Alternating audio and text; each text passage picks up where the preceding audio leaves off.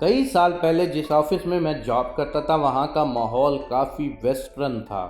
لڑکے لڑکیاں بہت فرینک تھے اور ہر ایک کے کمپیوٹر کے ساتھ سپیکر اٹیچ تھے، چنانچہ حال میں ہر وقت وہاں لڑکے لڑکیوں کے کیکوں اور میوزک کی آوازیں گونجا کرتی تھیں۔ ایک بہت بڑے کلائنٹ کا ایک نیا پروجیکٹ شروع ہوا جس کے لیے ہمیں عارضی بنیادوں پر ایک میکینیکل انجینئر کی ضرورت پڑی جو ہماری کمپنی کی ایک دوسری برانچ میں جاب کرتا تھا۔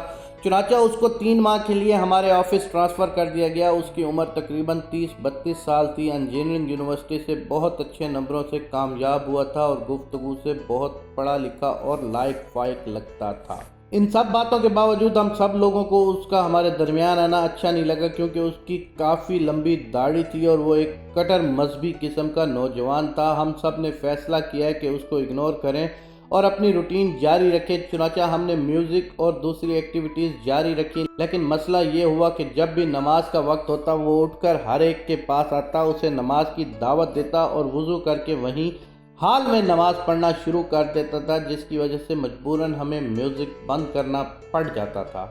آہستہ آہستہ ہم اس کے ساتھ گھلنا ملنا شروع ہو گئے۔ وہ ایک انتہائی قابل شخص ہونے کے ساتھ ساتھ بہت ملنسار بھی تھا۔ جس کسی کو بھی کوئی پرابلم پیش آتی وہ خود اٹھ کر اس کی مدد کرتا، حتیٰ کہ وہ اپنے سے جونیئر کولیگز کے لیے کچن سے چائے اور پانی بھی لے آتا۔ 1 مہینے کے اندر وہ سب کا بہت اچھا دوست بن گیا، جس کی وجہ سے ہم سب نے میوزک بلند آواز میں سننے کی بجائے ہیڈ فون سے سننا شروع کر دیا تاکہ اس کے جذبات مجروح نہ ہوں۔ اب کچھ لوگوں نے اس کے ساتھ باجماعت نماز بھی پڑھنی شروع کر دی۔ 3 ماہ بعد سب لوگ باجماعت نماز پڑھنا شروع کر چکے تھے اور ہم نے اپنے کمپیوٹروں سے سپیکر اتار دیے تھے۔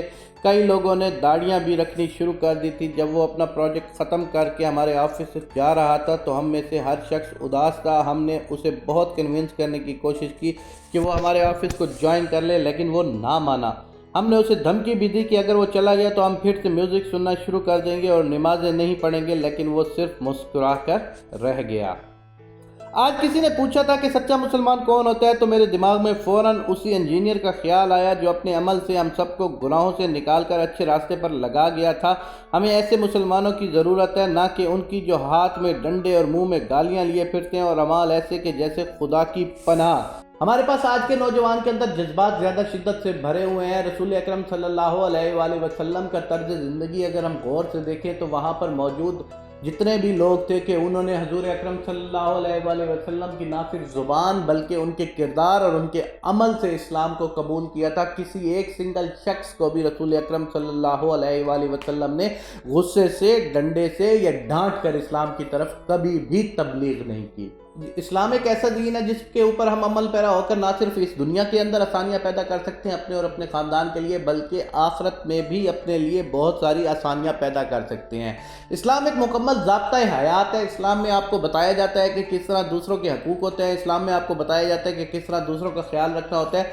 آج اسلام کی وہ تمام باتیں یورپ اور دوسرے ممالک نے اپنے اندر پنہا کر لی ہیں جو کبھی اسلام کے دامن میں ہوا کرتی تھی، اور ہم نے اسلام کو صرف مذہبی انتہا پسندی اور جنونیت کی حد تک ہی پہچان رکھا ہے۔ اسلام ایک ایسا مذہب ہے، ایسا دھرم ہے کہ جس میں کبھی رسول اکرم صلی اللہ علیہ وآلہ وسلم پر کبھی ایک بڑھیا روز گند پھینکا کرتی تھی تو حضور اکرم نے ایک دن اس کے گند نہ پھینکنے کی وجہ سے اس کے گھر گئے اور اس کی تیمارداری کی۔ بہرحال نہ کوئی اسلام جیسا دین تھا، نہ ہے، نہ ہوگا، اور ہم سب لوگوں کو اللہ تعالیٰ سے دعا کرنی چاہیے کہ میرے پاک پروردگار جو بندہ اس ویڈیو کو دیکھ رہا ہے ان سب لوگوں کو اپنے اسلام کی طرف واپس آنے کی توفیق عنایت فرما، اور ہم جتنے بے راروی کا شکار ہیں ہمیں اس بے راروی سے نجات عنایت فرما، اور ہمیں نماز، روزہ، حج، زکوٰۃ اور تمام عوامل پر عمل پیرا ہونے کی توفیق عنایت فرما۔ آمین یا رب العالمین۔